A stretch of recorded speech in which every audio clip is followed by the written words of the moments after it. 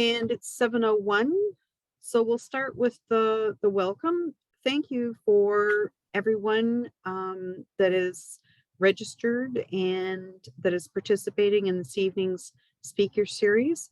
I'm Marlene McKinnon. I'm the BPW Ontario president. I'm stepping in for Anne Harvey for this evening. I'm hoping that at some point Heather Ellis will step in and assist me with this evening.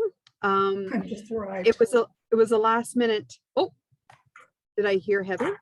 You did. I just got in the room. Okay, well, I'll do this first part. Was there any other notes for the welcome?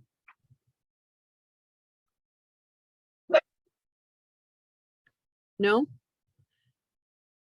Okay, so I'll go on with the land acknowledgement. Where is this gonna? Oh yeah, now the oh, I got too far. Yes.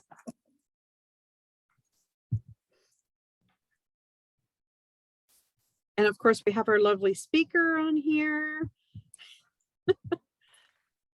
So in the spirit of truth and reconciliation, BPW Ontario members acknowledge that we gather on traditional lands of the Haudenosaunee, Ojibwe and Chippewa, Anishinaabe, Arawandron, Wendat, Huron-Wendat, Mississaugas of the New Credit. I always get this one. Tikamashin, There you got it. Métis and Inuit peoples. We are grateful for the opportunity to work with Indigenous peoples who continue to live in these lands to create a safer and more abundant future for all women and girls. The BPW Ontario welcomes all people who identify as women, regardless of race, religion, age, nationality, citizenship, geographic location, ability, marital status, socioeconomic status, education, sexual orientation, or gender identity, and is committed to providing an inclusive, welcoming, and empowering environment for all members. I'd like to proceed with the club collect. May we see beyond pettiness, fault finding, and all forms of prejudice. Let us meet each other face to face with honesty, patience, and generosity of spirit. May we go forward unafraid, confidently putting into action plans that are carefully considered and adequately debated. May we depart with the knowledge that through BPW and our collective energies, we can impact upon the greater good more than can be realized alone. And may we have the strength to abide by our convictions, the reward of sharing our burdens, and the joy of success in all we do. Oh, I hit the wrong one, sorry. And I'm not sure if there was anything else on the agenda, but let's just go back up. Nope, she had it all set up for us. Okay, so we're on to the guest speaker, and I'm going to stop sharing for our speaker. I'm sorry, Barbara, I can't do very much of an introduction. Fine. I don't mind at all. So there you go. You have the ability to share your screen for your PowerPoint. Okay. Well, I'll just say hello, everybody. Thank you for inviting me to your group. I feel very humbled and privileged to be here. Thank you. I'm not sure at all that I would describe my career as extraordinary. I guess that's what everybody says, but I know mine has been massively challenging and certainly, yes, different. I'll start my, hello, everyone. I see you all there, but I will start my share screen now just so that you can see me now. You know I'm here and I'm going to be up there in the corner. And I think I want to make sure the chat is working. Is it? Yeah, the chat's working. And who's monitoring the chats? I'll monitor the chat. Okay, so I'm going to share my screen now and go into I've got just a PowerPoint that's going to run over. I'll try and be maneuvering it here. And let's see if this works. There's my PowerPoint. And I want to start my play from start. Let me know if everyone can see that. Yes. Yes. Okay, so there's me, Barbara Worthy. And starting there in England. But before I say that, I would like to say that in watching your past presentations, ladies, there's a theme that I'd like to build on. Obviously, I'm seeing what you're watching my England screen at this point. I'll get to that. But I think if I could be so crazy bold as to actually quote from one of your previous presenters, the wonderful Monique Belair, Fire Chief, that we must endeavor to have a commitment to ensure that the young women of today know that they have value and self-worth, and their gender is never going to define what their role is in their career. And I thought that was so beautiful when I heard her say that. They're massive words, beautiful words. And it's not for the faint-hearted, of course, because we know we have our work cut out for us still. Challenges, obstacles, the need for networking, and overall strong mentoring. I think these are themes that I've danced with all my working life. So, oops, before I go back, how do I go back on the screen? Oh, I go back a screen. Go back a screen. I'm just going to go back a screen. Here we go. Good. So here I am. Just going down here. Oh, I see. I've got two computers on the go. You all know how this is. So obviously I started off in England. I was born in England, raised in England. I'm an Irish girl raised in England. And in the newspaper world of England, it was a crazy unique, I worked for a crazy unique chain smoking editor and publisher with an unforgettable name of Daphne Blampede. My first job out of technical college. I went to school, went to technical college, didn't go to university then. And right away, I saw how a strong woman was in charge. And I also worked there with other strong women who happened to also be, oddly enough, Canadian. And they returned to Canada. So when I came here via New York and then Toronto and eventually ended up in Calgary and then Invermere, in the mountains of Invermere, BC, I should say, I already had the beginnings of a network. Here is New York. Here am I in New York. Here am I. Here's Cal, not me on the horse. To take pictures. Yes, I'd like to say that's me up there. But in Invermere, keep moving. There we are. This is Invermere. This is mountains, panorama, Fairmont. In Invermere, I worked again in newspapers and had again a very strong editor, one Isabel Eade. And again, she was a woman who was in the controlling seat. And I trusted her. And she was astonishing to me. She was a mentor to me for all my life until she passed away at age 75. But she trusted me to learn fast. I came in with this I was very, I don't know, kind of thought I knew a lot of shit, but she trusted me and I had to learn fast. I became her editorial assistant and I spent the next few years dodging the metaphorical bullets, often shot by men, in fear of two women who were running the local newspaper. But from there, I went on to the university. From there, I went back to Calgary, and I went to University of Calgary. It took me a while. I went through Sri Lanka and India before I came back to the university.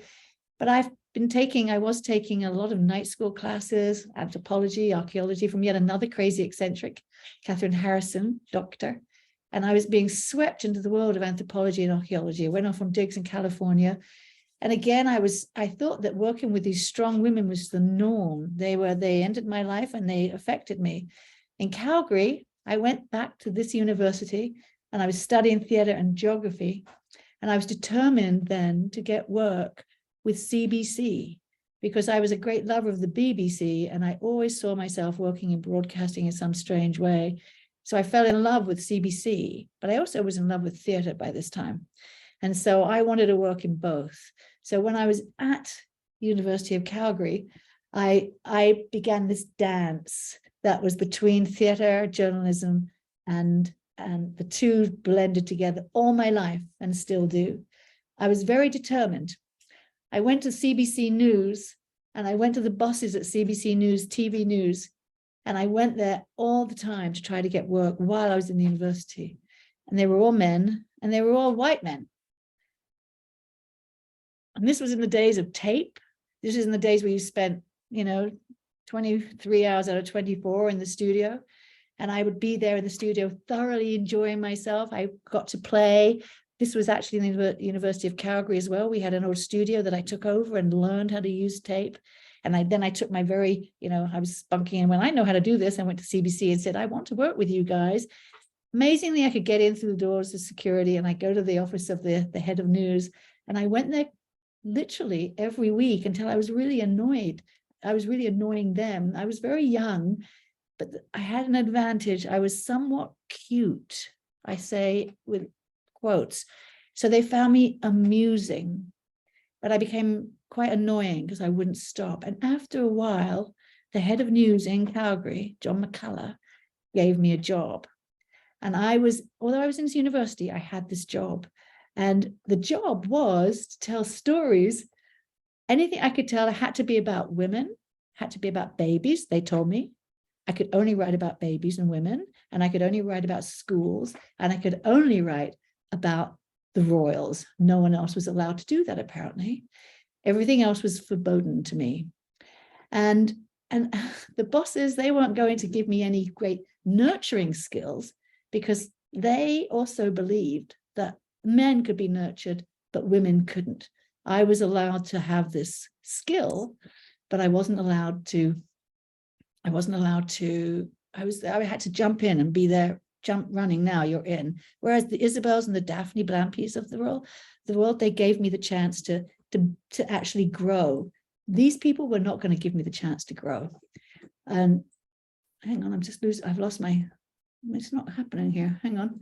I might need some help trying to get my narrative back. Might need my second in command over here to get my narrative back. Liam, can you help me bring this back? So what I had to do was jump and learn. The men they didn't have to be nurtured at all. They just jumped in. I had to learn on my feet. And also, it was pretty much obvious that while I was telling stories about babies and women, I was going to have a baby soon, they figured. So don't give her any of our time, because she's going to go off and have babies. They were not interested in me. There were two strong women that worked in TV news there at the same time that I was there. And I can remember them to this day as they walked into the newsroom, and they never looked around. They came in, they went to the studio, or they sat down. They were so intensely focused. They did their job. They didn't take much time for me, I have to say, but I admired their strength and their focus, because I was this little thing that everyone just thought, she's just going to go off and have kids, so we're not going to spend any time on her. They didn't do that with the men, did they? No, they did not. So the next stage for my life, and I'm just going to sorry guys, I just a little here's me with the CBC staff people, and this is the world I was in. But there was also somebody else there. This is CBC News. I was blending theatre as well as news. This is a man named Fred Diel. It's past now. I'm not going to say anything too negative, but I will say he was one of the great radio drama producers of the era at CBC, and I was in love with CBC radio drama. He was also a kind of a guy that he liked to be a mentor to the young people coming up. And he spent a lot of time in Calgary, and for all his faults, he did introduce me to a lot of the drama people that were visiting from Toronto to Calgary. He had some other faults, which included sending me a key to his hotel room.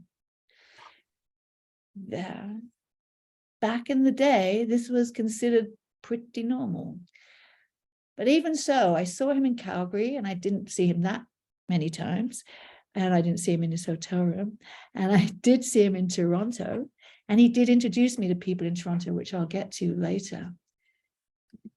While I was at the University of Calgary, I also made big connections.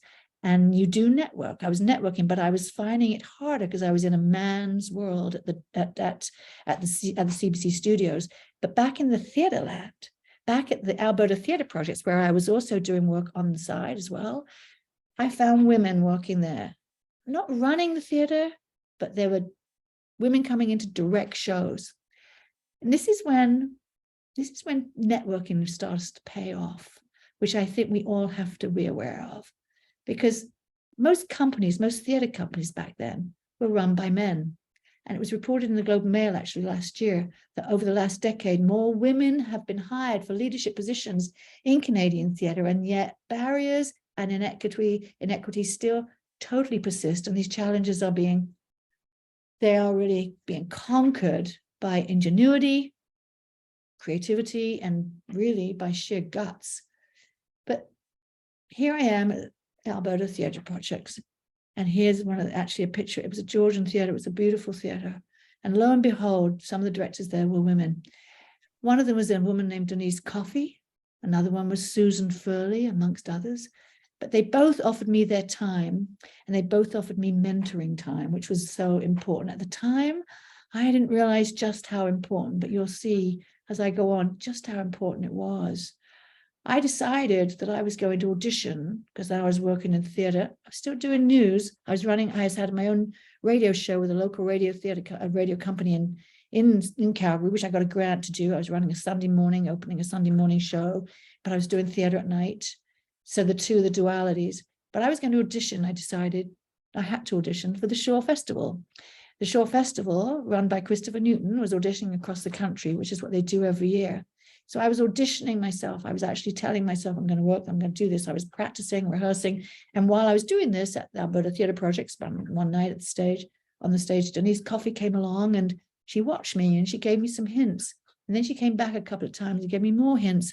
And then I told her I was going to do this because I was going to crash the auditions for the Shore Festival. Crashing an audition means that you go without any hope of seeing anyone. You just hope you'll go. You haven't been booked. You haven't sent them your resume. You haven't done anything. You're just going to hope to go. And the reason I was determined to crash, one thing, they were in Vancouver and I was in Calgary. So I didn't want to be told I couldn't come. If I went, I wanted to see someone. And also because I knew they hired mostly men and boys because the female roles were just not there. So I didn't want them to see my resume saying, no, she's a girl, we're not going to cast her anyway. So I went. And I had Denise Coffey gave me a couple of messages, and she told me to, give them to Christopher. I got the gig. I moved from Calgary to Niagara-on-the-Lake, next stage of my life. And here I am this is how I arrived from my Ford Fiesta, my dog, my bike, my leather jacket. There's me. And here's me. And this is a picture of me. Unfortunately, I'm one of the, this is really something. I'm the only person there who's still alive. What does that say? Look at all those people. There's Graham. There's George, there's everybody, there's Irene, there's Joyce, oh my God, it's Jack. And I'm there on the left-hand side. I was the youngest by far, but I'm the only one still alive. Oh my goodness. So this is a picture of all my resume pics that we go through the ages. I still tend to use bottom one. Yeah, I know, don't look at me too much. But I think it's really unusual to find women in executive and administrative roles, I have to say, in theatre.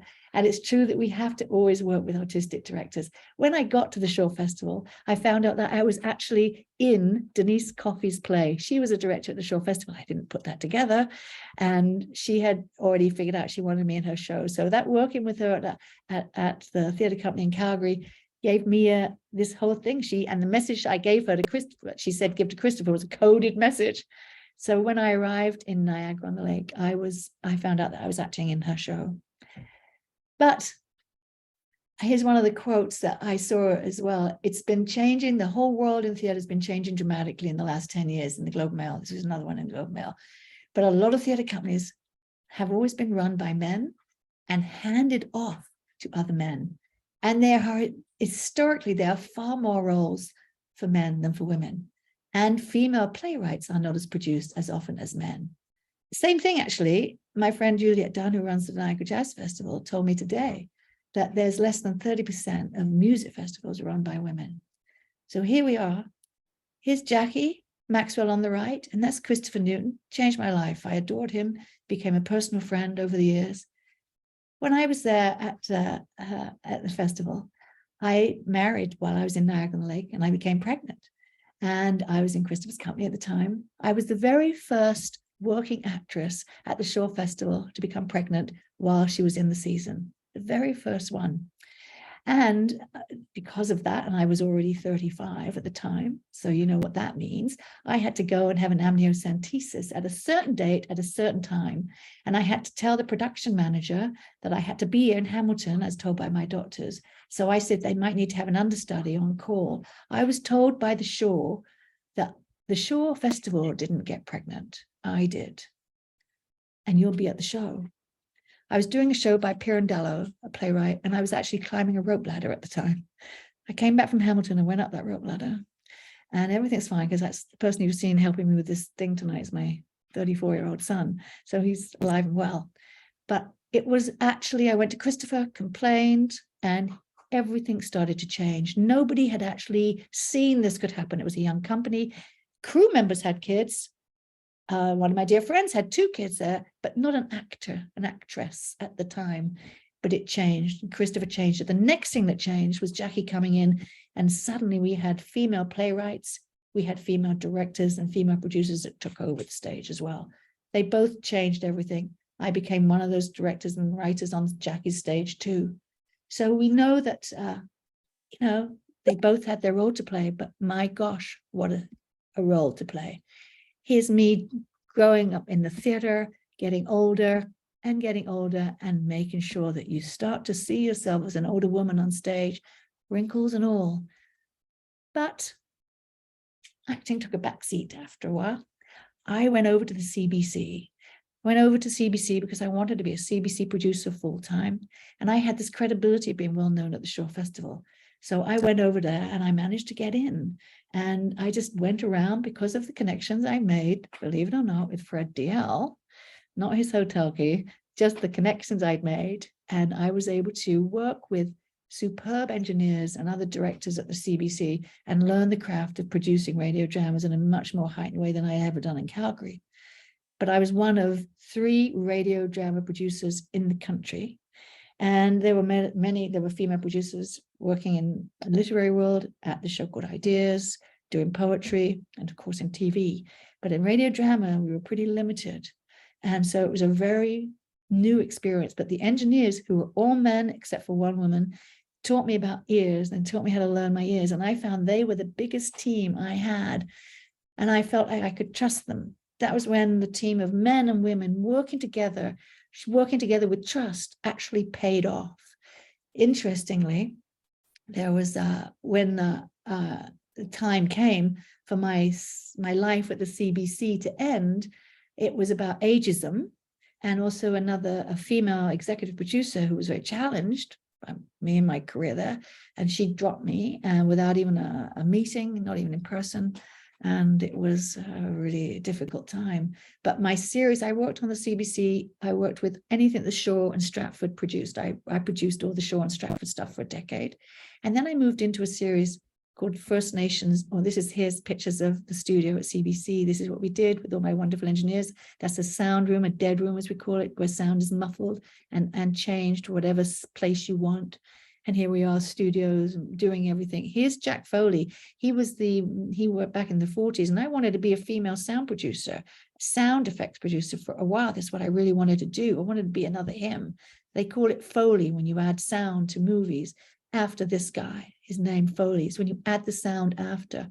I was told that there was too many good men in the field that I would never get a job. Didn't do it. I ended up working on a series called First Nations Legends and Myths. There were 3 of us, became one of the things that changed my life. And I think that this is when I realized that I was very lucky, because this series got picked up by Ideas. And so I moved over to Ideas. We were a 3-person team, and it was one of the most important things was that we went across the country. We worked with communities across the country, 25 First Nations communities, and worked with the elders. And they would, once we got their trust, once we were allowed to come into the community, and it would take a couple of years each time, we were recording their stories and their histories, and then I would turn them into moderately radio dramas with a narrator, which was always an elder, and then the voices of characters, Moon and Raccoon, or Moon and Beaver, talking to each other and tell their stories, their legends, their myths, because they were how they passed on their governance. and how they passed on their stories of life.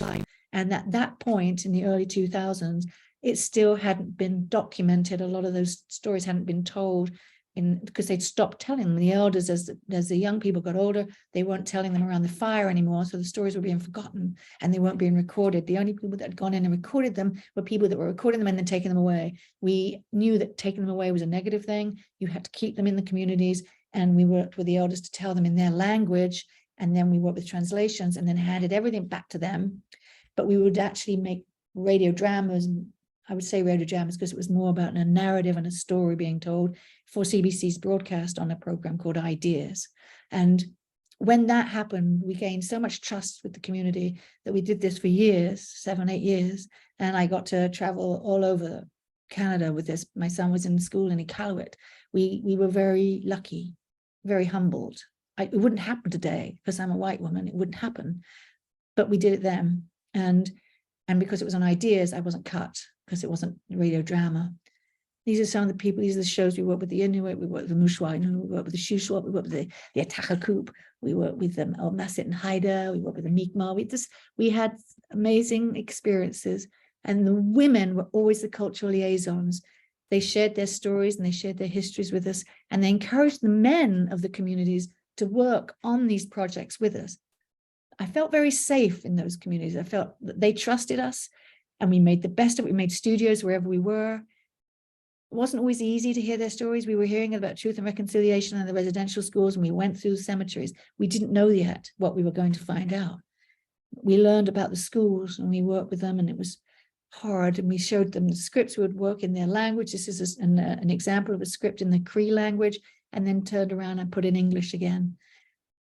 And then that experience led me to working through with Indigenous stories about the War of 1812, because I was working with the Six Nations, and I found out that nobody actually knew what had happened with the Six Nations when they were actually fighting the War of 1812 with us.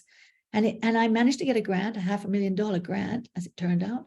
And I was able to devise with a co-producer, I was able to write a script, and we started telling the stories about the War of 1812 seen through the eyes of the First Nations. I'm going to play this for you. This is just a promo of the sound and light show I made with a crew here in town.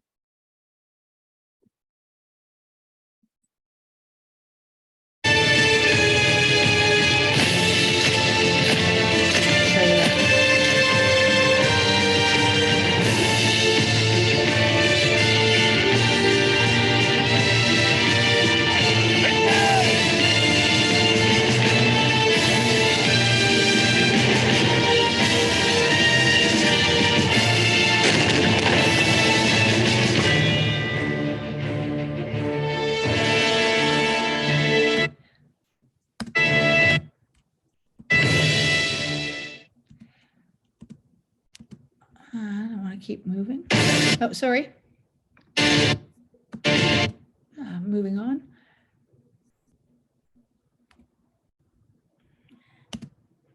I want to move up to the next. Why can't I move to the next screen? Okay.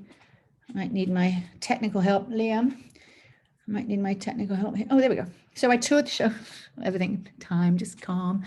We toured the show across the country from Winnipeg to Halifax, and we showed it on the screens. It was a sound and light show, and these are the screen. We used trucks to put the screen on. That bottom there is a 52-foot screen. We'd put on 2 trucks, and we'd go into car parks, we'd go into anywhere to watch it. And this is what it would be like when we play it, and people would come. It was amazing. It was huge. And it told the story of the First Nations. I worked with it was me and 5 guys. And before that, the actual production, it was me, one woman who was worked with our accounting, and she was the husband of the co-producer, and then a crew of 6 men. I had to fight really, really hard. There was no old girls network on this. I had to fight really hard to keep my relevance. That for me to get the same amount of money as the other co-producer was really hard. Didn't quite work. I was seen as the writer and the woman in the crowd, and it was a very tough sell, even though I'd got the grant. Again, we talk about sheer guts working through this. After the Flames of War, fast forward, I started to focus on Niagara. I found that working in the Niagara region, I never left, but I found that working here, it would appear that the Old Girls Network actually could appear. And I found I could kick into that network in the world of heritage and the arts back here permanently in Niagara. And I think that's what was so exciting, was that I was able to be here. I became part of the Niagara on the Lake Museum's amazing team. And there's the Niagara Lake Museum. And we're a team of 4 strong women who are running this gem of a local history museum. And under their banner, I've made numerous short historical documentaries and discovered my love of preserving history through cemetery stories, farming stories, waterfront stories, the industry, the dock area. And this is just us, we're always waiting for the sun to come or to go. And I've been so privileged to work with a crew of superb young people here in Niagara who are a mixture of men and women. And I've taken on the role of mentoring 2 of the younger women I've worked with as actors and growing producers, because I think it's important that they also see what they can do. And now I'm this elder person. I don't fight ageism back here in Niagara. I thought I did for a while, but it doesn't seem to be. And it's certainly, you don't find it in the world of GLAM, which is galleries, libraries, arts, and museums. There's a lot of older people, and the world of ageism, I don't see it as much. Back in the arts, I do, but I don't see it in heritage as much. And so I've enjoyed working with the museum on these massive projects. This is the one I'm working on right now. That's me with Cinderella the horse. I'm telling the story of Robert Abbotson. I'm making that documentary right now. And these are the women, these from the local church, St. Mark's, who are working with me. It's through a seniors grant, the New Horizons Senior Grant. And it's, again, we're telling history about the women, history versus her story. Here we are filming again, beautiful filming days. I feel so privileged when I'm doing this. And here we're back in the studio where we're actually working with students. We do this a lot with students. I work with them. I also have a great Canadian historical songbook band. And this is us, me being, I felt like a pop star singing at the games last year. We sing songs and do podcasts about the stories of Canadian history. And there's me, look at those guys. Like, I feel totally like a pop star. Yeah. I put that on Facebook. I was so thrilled with that picture. And here's the Black History Project. I get to tell stories about Black history. I'm so privileged. This is the opening of the park. And here we are telling the stories again, taking people into the studio, filming them, working in my friend Joe Lipinski's studio. His studio is called Wow Creative Space. This is so important. I'm working cohesively with this guy. We have a very balanced relationship. I'm 25 years older than he is. The younger people today seem to have no problem working with someone who's older. I don't have that problem. And it's like, that's the network I've got now, which I think is privileged. Here we are that's Juliet Dunn singing about Black history. That's Adrienne Smoke. We're doing Indigenous stories here. And that's Laurel Innes here on the right. That's the one I'm working with now. And I particularly hope I'm going to be able to help her along in some way. I'd like to end talking about the difference volunteers, all women, have made in the last project I've been involved with at the museum, which is the Poppy Project. This is those thousands of poppies we've made for Remembrance Day work. And this is an enormous project, how we, show how women, really 40 women that I work with have logged over 1,000 hours over the last 2 years, so 2,000 hours, and made over 4,000 poppies, 10,000 zip ties. Like, we have really made this Poppy Project come alive. And this is telling the story of Remembrance Day through poppies and using the poppy as a commemoration. And here we have I'm almost nervous to play another video, but this is us hanging the poppies outside. We don't always get along. Women have a lot of opinions. There's a lot of generals in the crew. I'm meant to be the general, but I'm not. I'm just a big bossy woman. But these guys all want to be captains and generals. But we call ourselves the Poppy Brigade because it's so good to be together with people that actually want to take responsibilities and feel proud of their work. And it's all these women that come out. And they've been doing it now for 2 years, and we're doing it again this year. And I couldn't be prouder of them. I don't know how to get them. There we go. Oh yeah, here we go. And look at the men who are proud of this project. So here's the Polish Army representatives and the RCMP. We hung it also outside the courthouse. Look how proud they are of it. Yeah, like, we've done a very good thing. I find it very interesting that it shows without any doubt the power of women at work.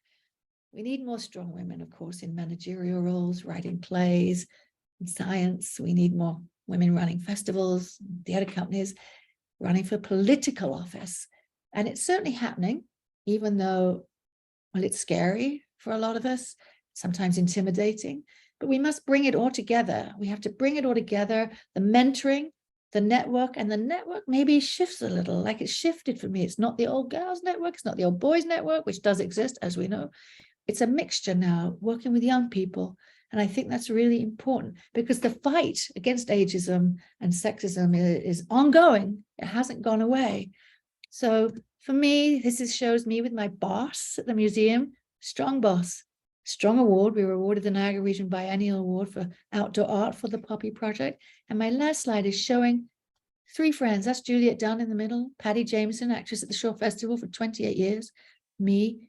And I just want to say that I believe it is about mentoring, networking, and friending that takes us and brings all together. Thank you, ladies and gentlemen. I'm going to stop screen sharing. Here we go.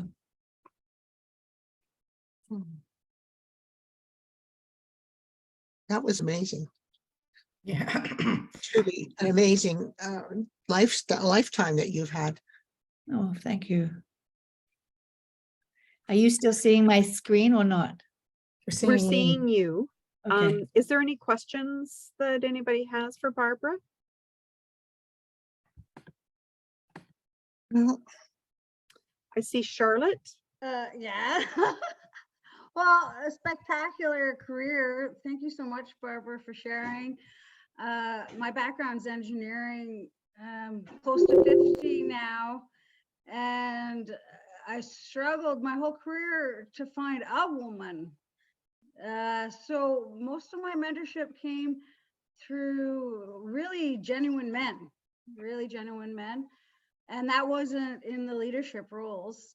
I'm very, very interested in campaigning, a political campaign that puts the arts before the sciences.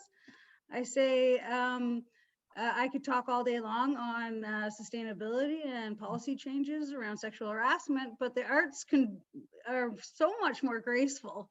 Have you ever worked on campaigns? Funnily enough, I did put myself up to run for region this year. And I was going to run for region as that was a really big deal for me to run for Niagara-on-the-Lakes regional representative. But I withdrew after about 2 weeks into the whole thing, because I recognized right away I saw, and I think it might have been a mistake to withdraw so soon, but I saw that it was going to be Andrea's case. Andrea's going to get it. And I didn't want to take votes away from her. And it was really difficult because I could see there was going to be a split vote and I didn't want to do that. So I just decided it wasn't my time. But I am very interested in the political arena, indeed, but it's a scary place. With regards to, so just recently or last year, I attended a great aunt's 90th birthday party. She attended U of T for metallurgical engineer. And apparently she worked on the Avro airplane doing titanium tensile strength. And so I was like, what? How can I be almost 50 and just hear about this?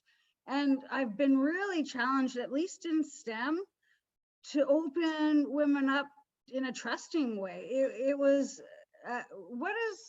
is it an approach, or what is your experience with the STEM side? So I saw you did speak to that in terms of, talking about sexual harassment, right, in an articulate way.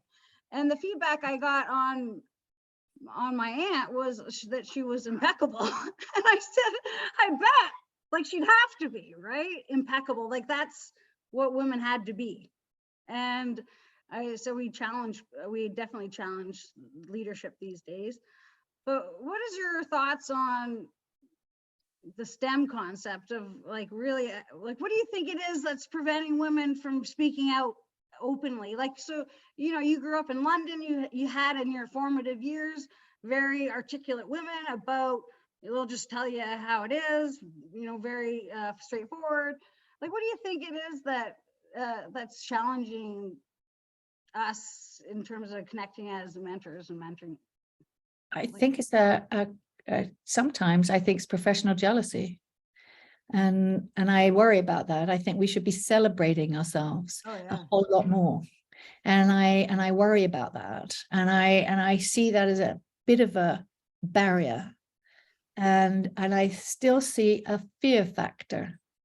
And I think that we are still worried. We are still concerned about what people think. And I think I'm guilty of that too. So I think it's being brave enough and strong enough to be able to feel that you're not going to be shut down. So I think it all depends on who is in your circle of influences and how you parade yourself. And the more we allow ourselves to stay in our own world, that is one that might be intimidating or small, then we're going to not promote ourselves either. I've discovered that there's people out there that will help promote me, which I've never thought would ever happen in a way. And then there are always girlfriends that do it. And I think it's really necessary that we promote each other and not be professionally. That in the world of theatre, for example, for years, you didn't talk about the auditions you were going because you didn't want her to get it. You didn't want to tell, but you should be celebrating. Oh, yeah, so many options. There's only You have to be like you should be thrilled when your girlfriends get something, and it's so important that we learn to give of that self and give ourselves to that, because it doesn't matter who gets it in the end, because there's reasons why. And so that's always a tough one.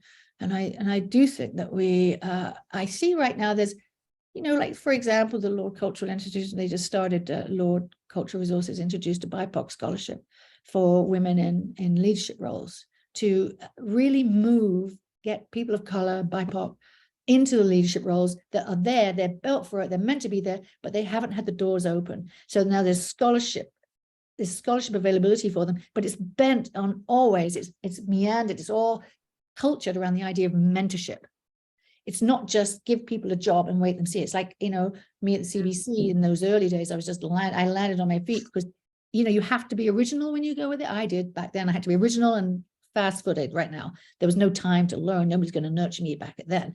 No. I feel with this wonderful BIPOC grant that Lord and those people have introduced with Jeffrey, name's gone, but anyway, people in Toronto, and they've introduced it based on mentoring.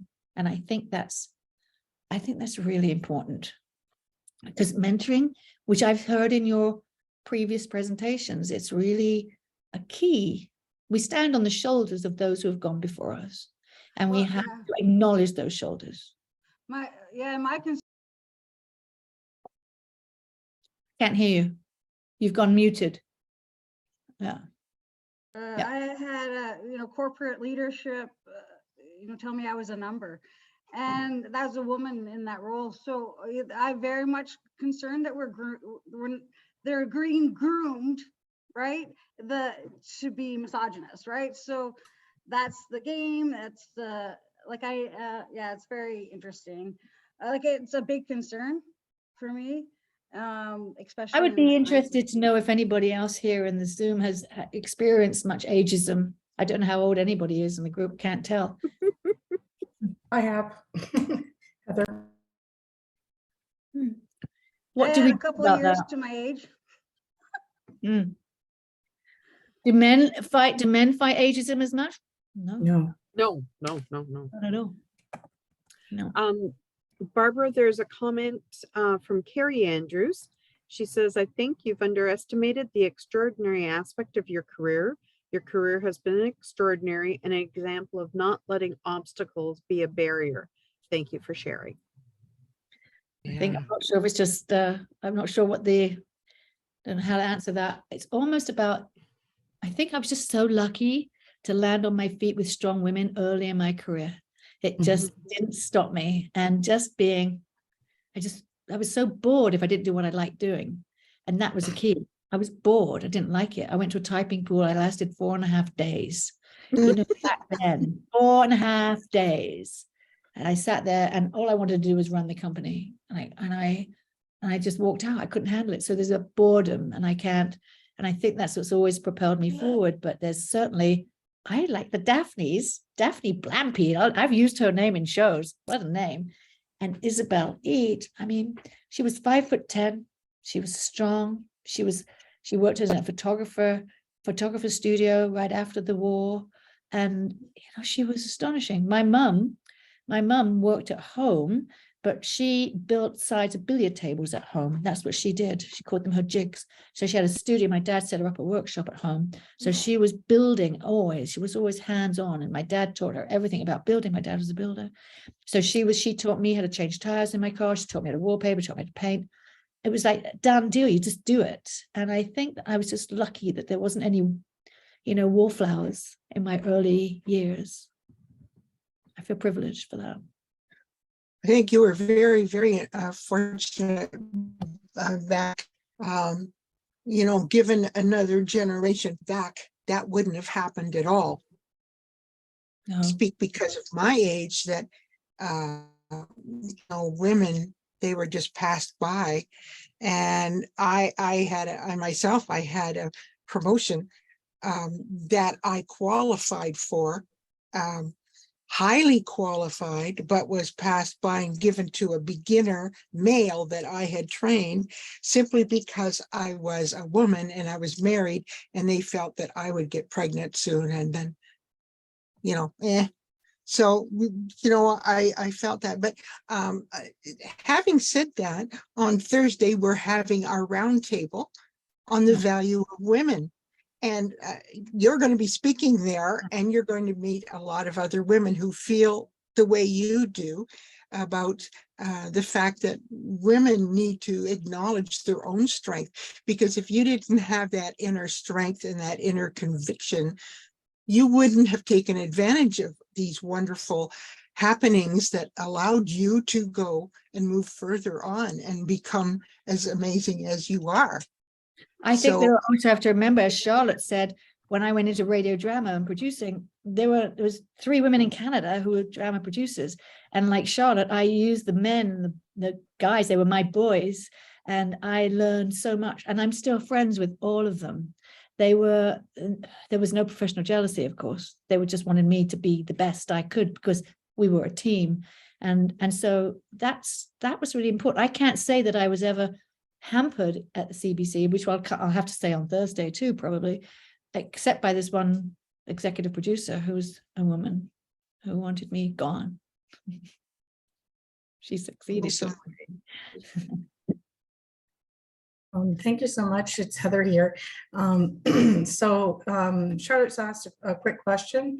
Have the arts considered following the Gina Davis Foundation data collection for Canadian theaters and arts? I'm not sure if they have. She's an amazing collection that really changed things. As we know, everything is different, as she said in that wonderful documentary. It's all different here. That was an eye opener. And I think that really reminded us all, which is why people like, we have to honor the Jackie Maxwells of this world who really put women playwrights back on the map. And because they've always been there, they just weren't given the profile and the exposure.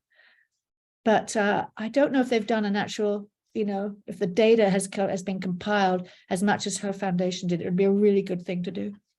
Mm-hmm. Her data was life-changing for a lot of us. Not life-changing, I would say that, and that sounds much too grandiose, but it was informative. You kind of gulp. It was gulpifying.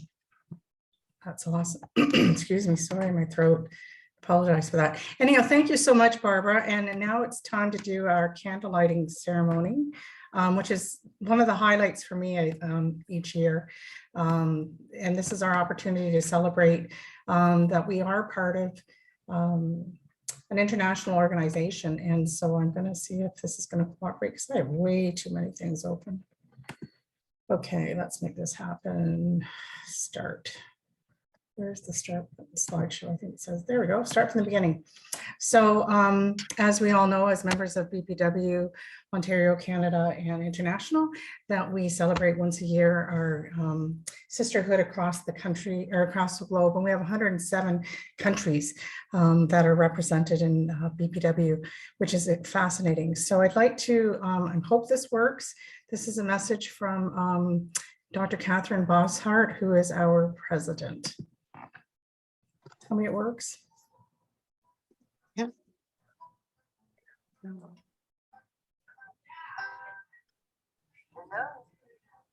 hello, hello, hello. Nice to see you coming by today. Hello, hello, hello, hello. Nice to know you will make me dance away with you all day. Let's fly away. Where it goes.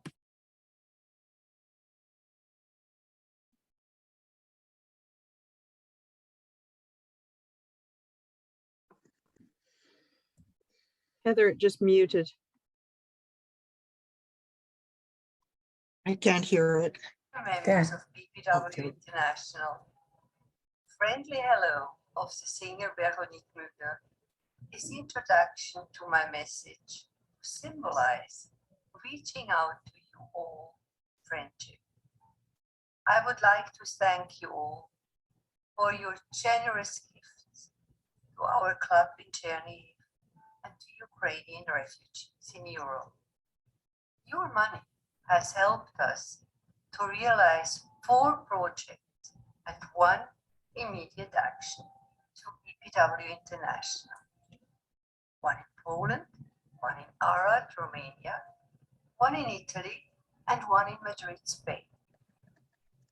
The Federation of Poland is helping Ukrainian children traumatized by the war with a dancing and painting project to overcome the terrible effects which the war has had on them.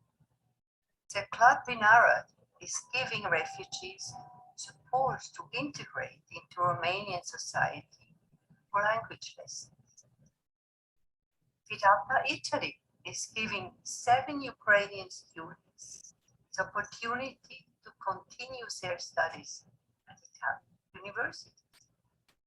Each of the 7 districts chose a student and is giving support as well as financial help. The Madrid Club is helping Ukrainian women through coaching and a business incubator to find new work opportunities in Spain. A remarkable group of artists will be supported by an exhibition in the Spanish capital, which gives them the opportunity to show their work.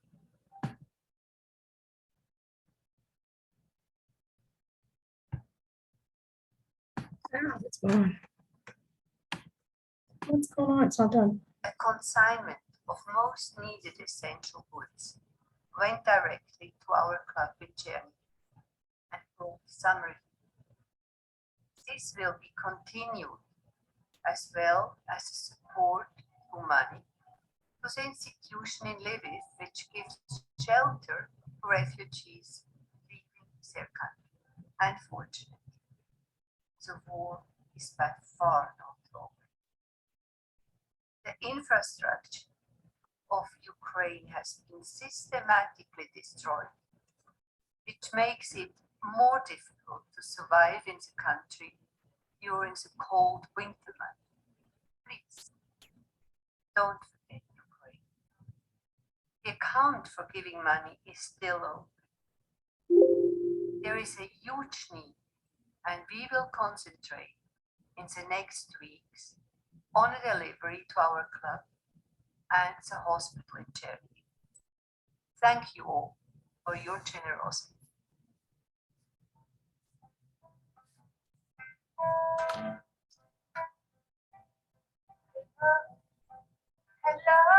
hello, hello. Nice to see you coming by. Yeah. Hello, hello, hello, bonjour. Quel plaisir. Il y a là ton sourire.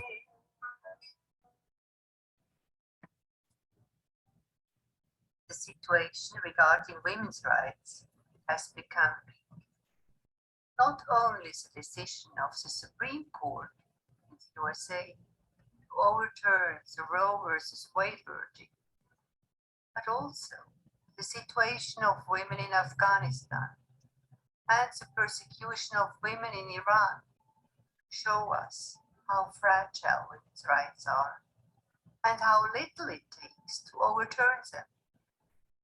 We can protest loudly and rise up against injustice, human rights violations, and even murder. Demonstrations in our hemisphere, but two states involved here. I wrote a letter to the Secretary General of the United Nations, Antonio Guterres, and to Ursula von der Leyen, President of the European Commission, asking them to take financial and economic sanctions.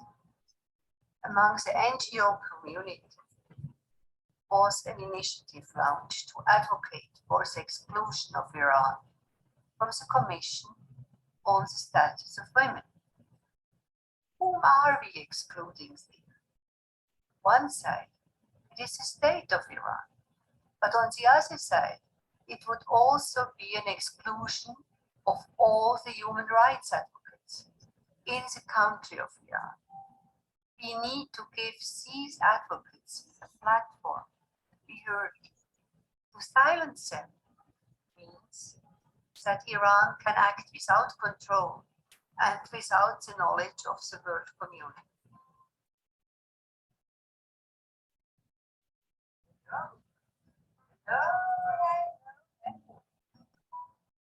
Schön dich zu sehen, lass uns glücklich weitergehen.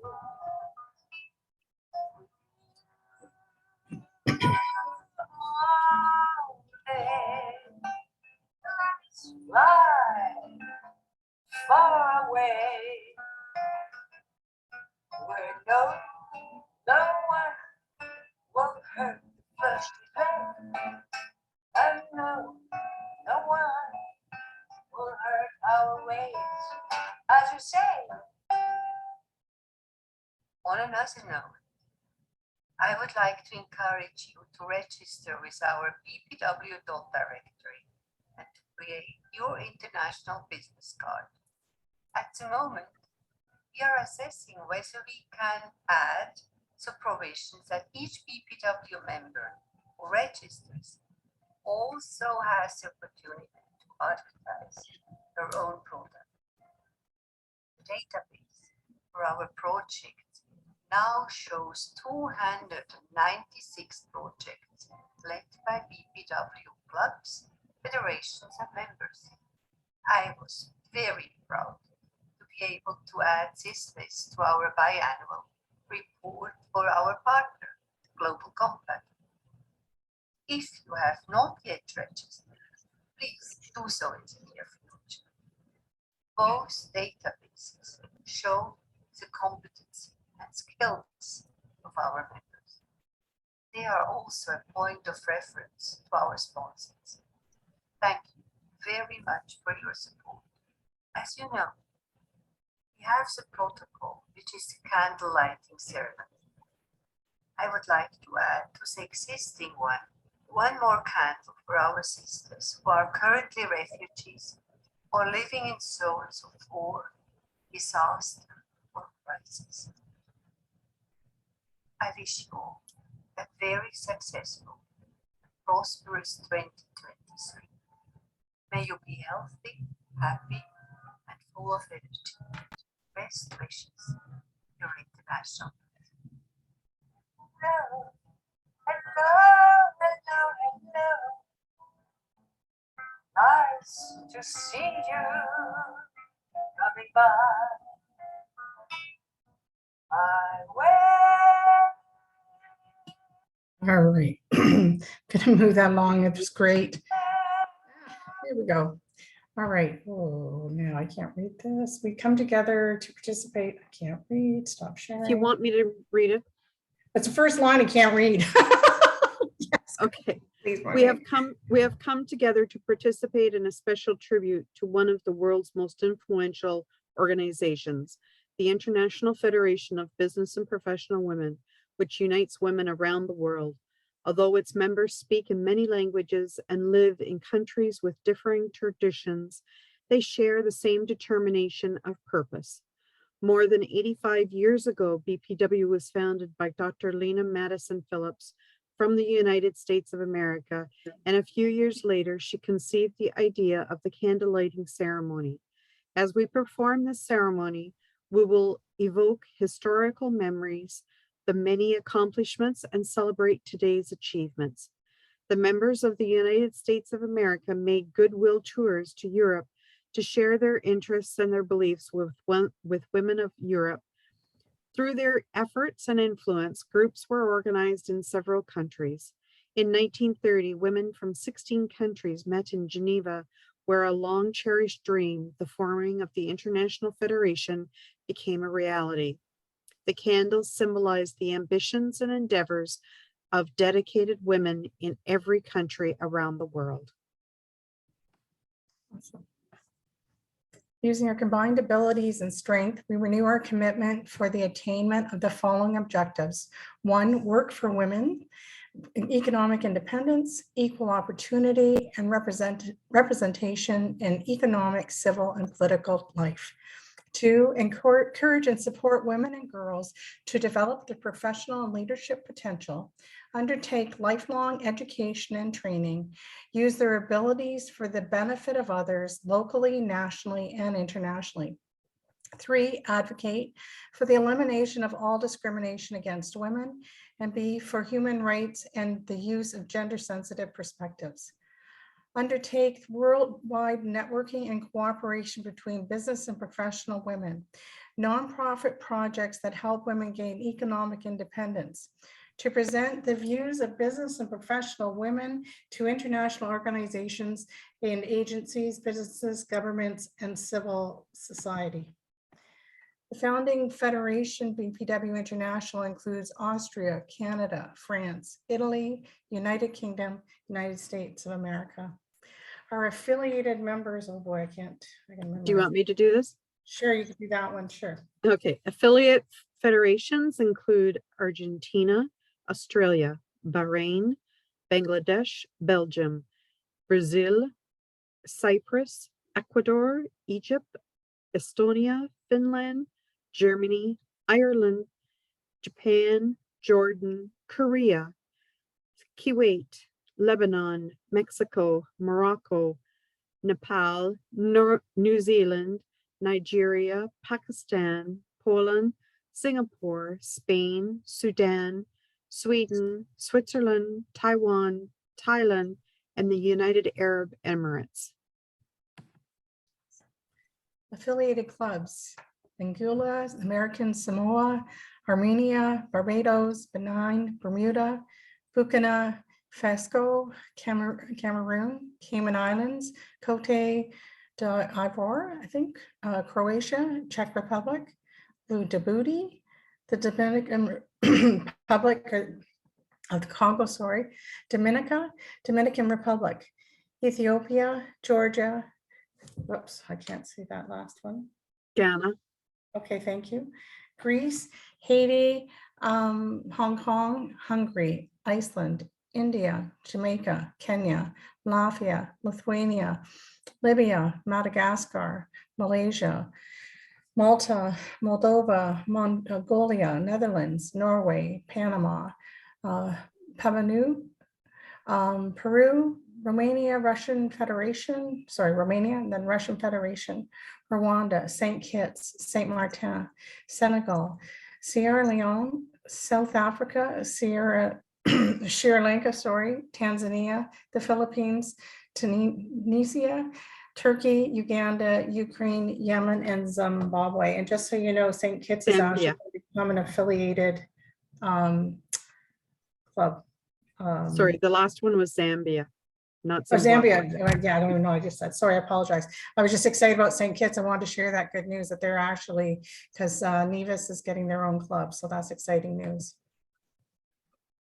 As we light the candle of the future, let us reaffirm our aim to go forward with faith, courage, and enthusiasm to take our place in economic, social, and political fields of endeavors, helping us to bring into being a world of social justice for all and the peace to which all humanity aspires. And if we could all say the club call it together. I don't know how well that'll go, but let's give it a try. So ready on 3, 1, 2, 3. May May we we May see we see beyond beyond pettiness, pettiness, fault fault finding, finding, Finding all and all and forms of forms of all prejudice. forms of prejudice. Let Let us meet us meet each other other face to face, face to face with with honesty honesty, patience, and and generosity generosity. of spirit. Spirit May we go forward, forward, unafraid, unafraid, confidently keep putting into putting into action plans that are plans carefully considered and adequately debated. May we May we depart with the knowledge knowledge that through BPW and our our collective energies, we can impact upon the greater good more that can be realized alone. And may we have the strength to to abide by our convictions, the reward of sharing our burdens, and the joy of success in all we do. Thank you. That was awesome. And it just goes to show we all have different speeds and that sort of stuff. So one last thing, a couple of more things I'd like to do. Speaker, here we go. Oops, I'm gonna share. So if we can do this now, can people see? We're now going to do, is there anybody here from BPW? I don't know, is Maida here? I know Karen had to leave. Is Angie here? No, Okay, so I'll bring a little bit that I know, and Marlene, if you can help me. So BPW International, we had our North American and Caribbean regional meeting in January. It was amazing. Met women from all over the world and got to actually meet Dr. Catherine Bosshart. She's amazing. So it was a very exciting time, and knowing that St. Kitts was actually going to become a federation because Nevis was going to get their BPW Nevis. It was very exciting, and they were very happy about that. It was very inspiring because there's a lot of young women that are in politics in St. Kitts and very passionate. So it was an awesome experience, and I would, if we can do it, get the chance, go. Under BPW Canada, the one thing I do know is myself, a bunch of us from Ontario, and so myself, Kelly Talon Franklin, Lynn Buxton, oh my goodness, I'm having a blank. Lynn Buxton and Mary Chantel come out from BPW Montreal, and Joe Macklin. We all went to Parliament Hill on the 15th and had a press conference, and it's on the CPPC, I think, or a channel if you want to watch it, about human trafficking. And there is a bill that they were asking us to really support. It's called S211, and it will be voted on. It's going for third reading, and it'll be voted on March 6th. And they were asking us to, canvass our MPs and get them to support it. So they were supposed to send us information. So hopefully that'll be coming soon. So that's a big thing. I know there's a diversity survey that's been sent out. If people could fill that out, that would really help them. Anything else, Marlene? not that I can think of All at right, this I'll let you time, talk sorry. about Ontario. I'll let you talk about Ontario. Okay. So BPW Ontario is really ramping up with the mentoring program, the Women Supporting Women. Our lovely Shahina Silman has been getting that underway over the past couple of years, and she's really working with it now. There is a link to Mentor City, I believe, on our website to provide direction. And Shahina is working on putting together, she's doing general information sessions as well. What else? We're doing a virtual conference in June, and that is getting put together. The resolutions workshop is this weekend, starting at 9 o'clock, I believe, on Saturday morning. And that is just to review the resolutions, make sure that they are written to the best of the ability. And there's a lot of people that, while they don't think they can provide input, we really like it when we have other people that can provide us a different word for something that's just not fitting into the feel of the resolution. What else? I'm trying to remember. I'm sorry. This was a last minute thing, so I hadn't put anything prepared. You did very well, thank you. No, there's just a lot happening, and I know if Karen was here or Angie, they'd be able to help us as well with what's going on. Oh, there's also a gender, Norma Yao is taking the lead on the reproductive rights, and I forget when that talk is. Yes, So and please check your email. that was there was a presentation. I'm not just sure if Norma had recorded it. It was from February 15th, but it was an excellent speaker. Awesome.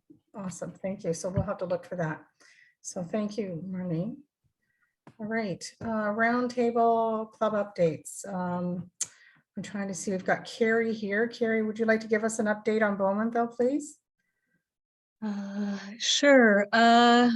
I'm not sure what to share. We have our meeting next week, and we are in the midst of planning an open house, sort of taking the lead from the Hastings and Prince Edward Club and their success of their open house. So we're going to attempt one ourselves. Awesome. Our goal is really to attract members.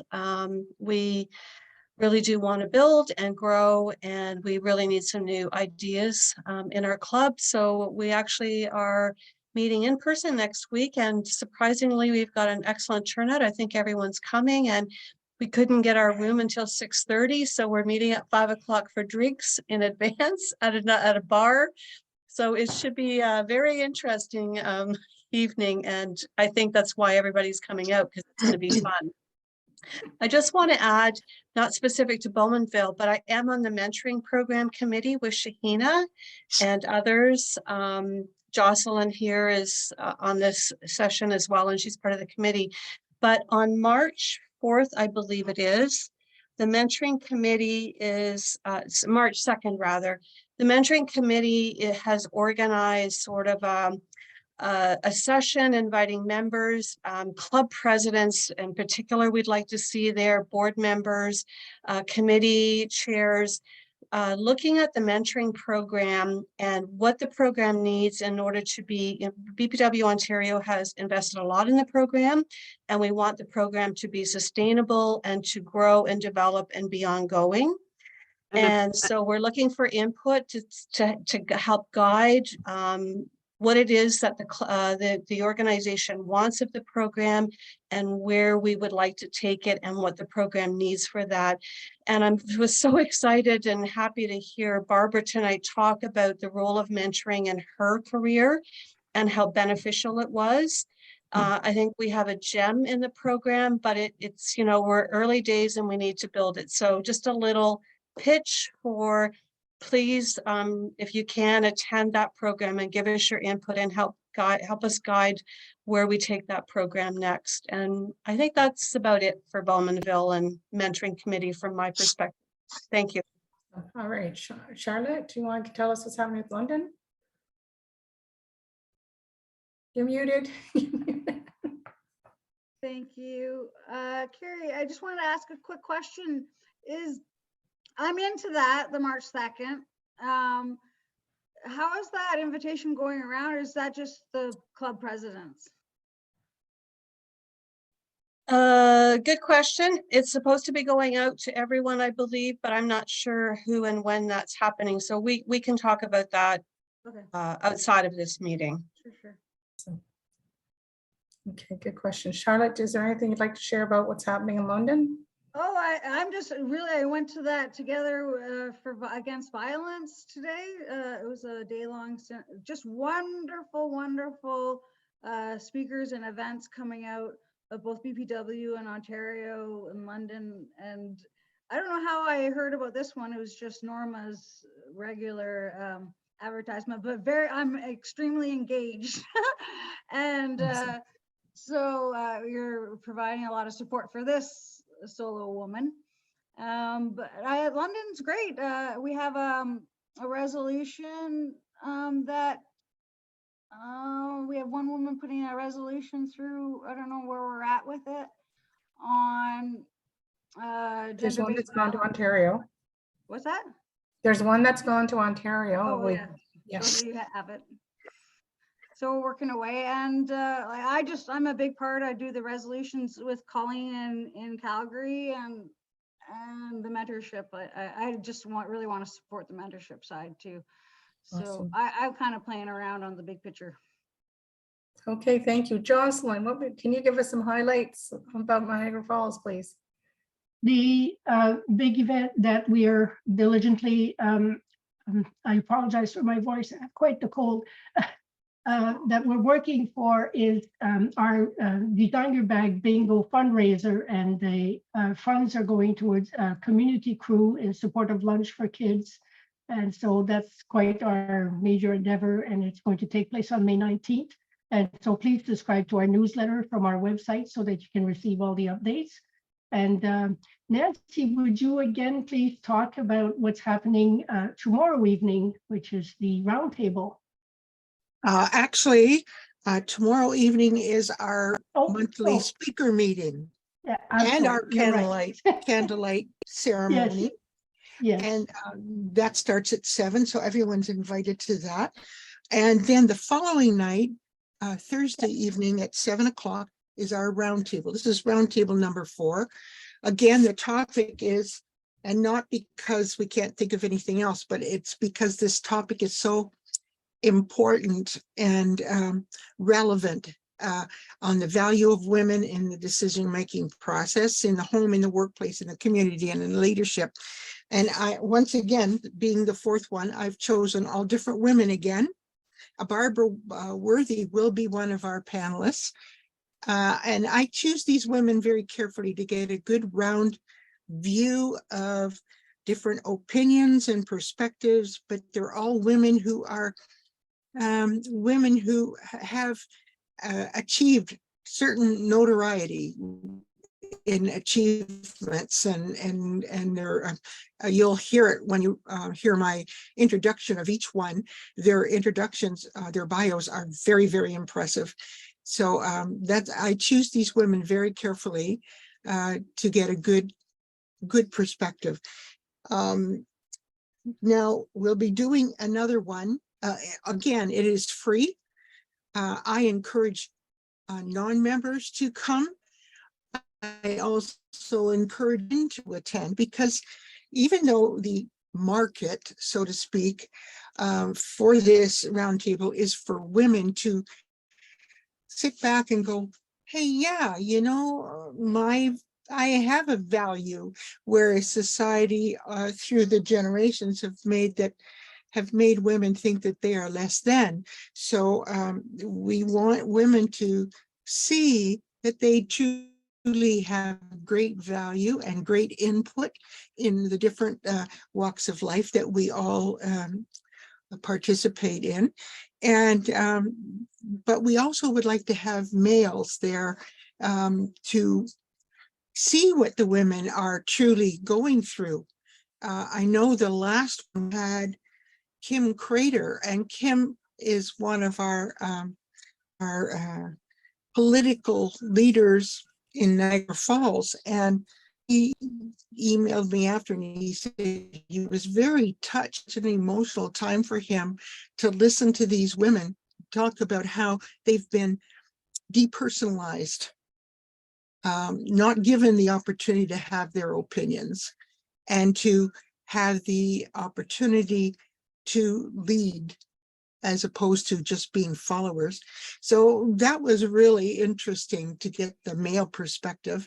And you can see that all the roundtables are on YouTube to be reviewed, because I know there's a lot of clubs with different meeting nights.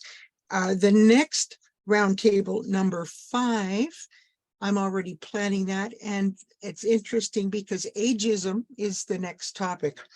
We've done 4 on the value of women. Now we're going to do ageism. And I need about 6 weeks to pull that all together.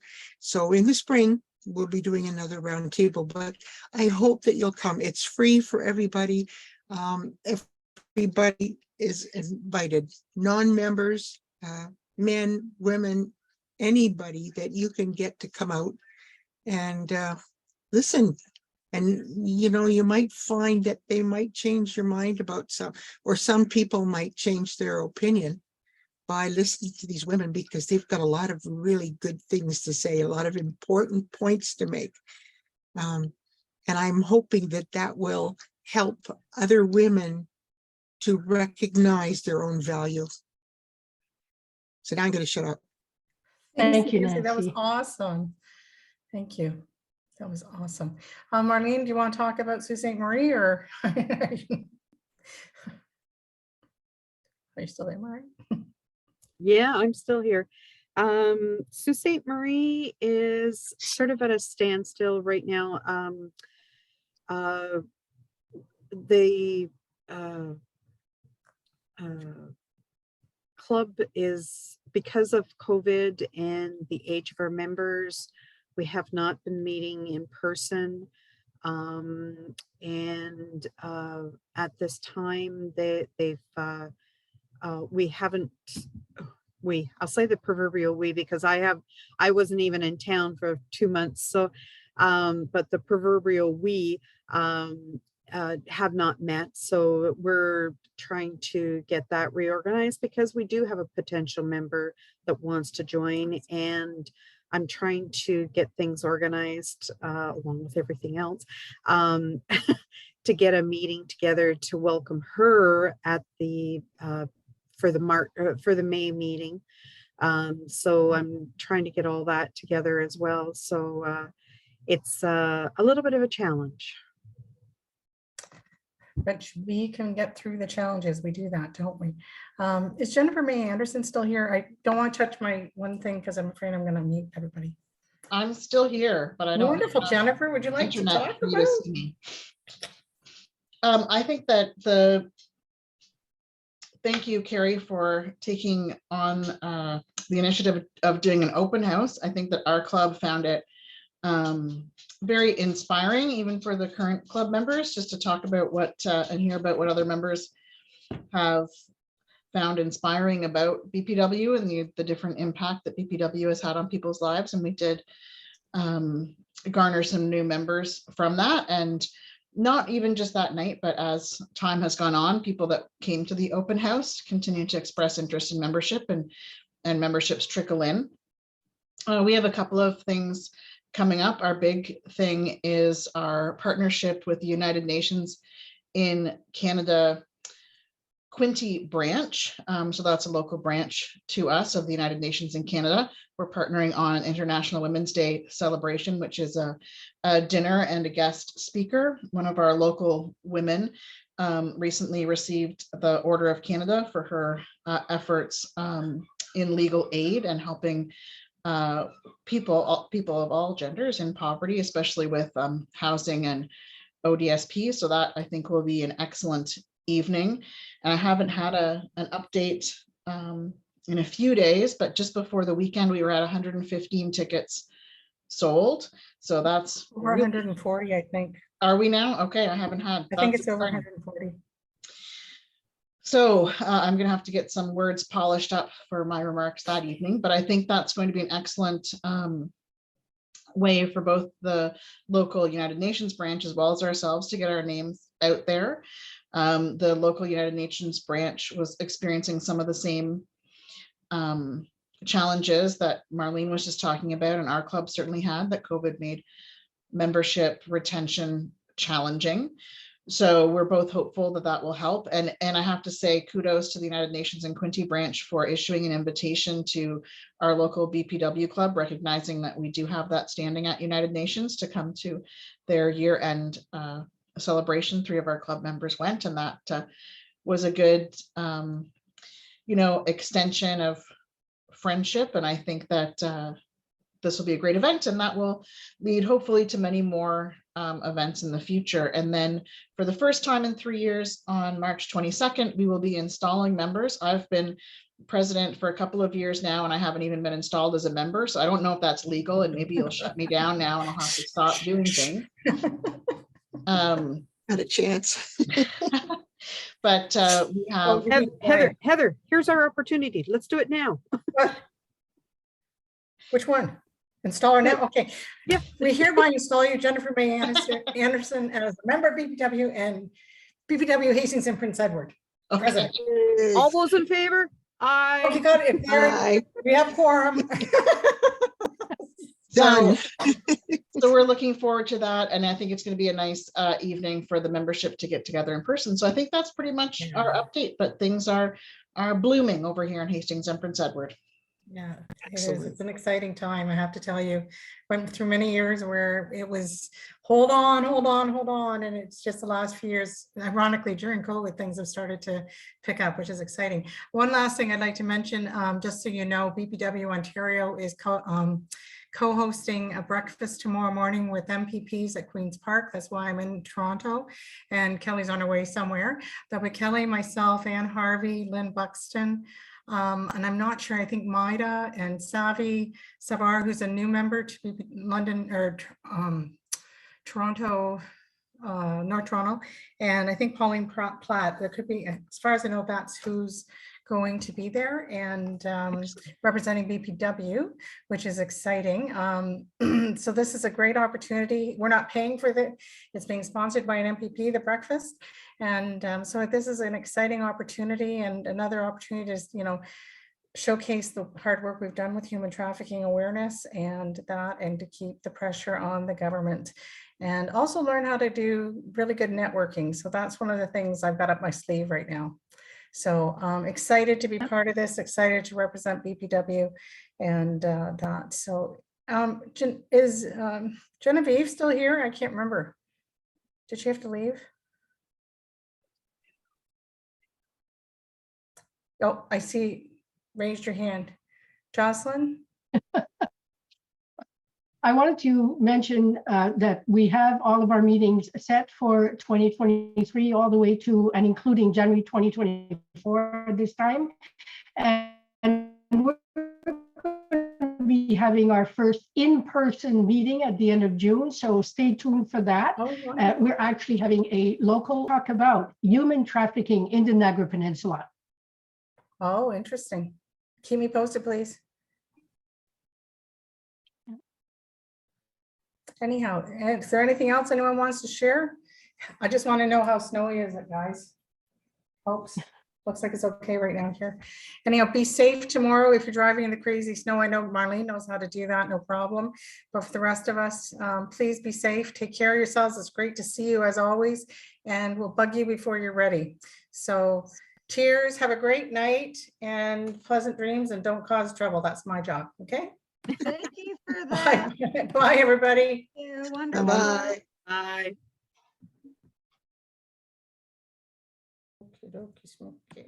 Well, that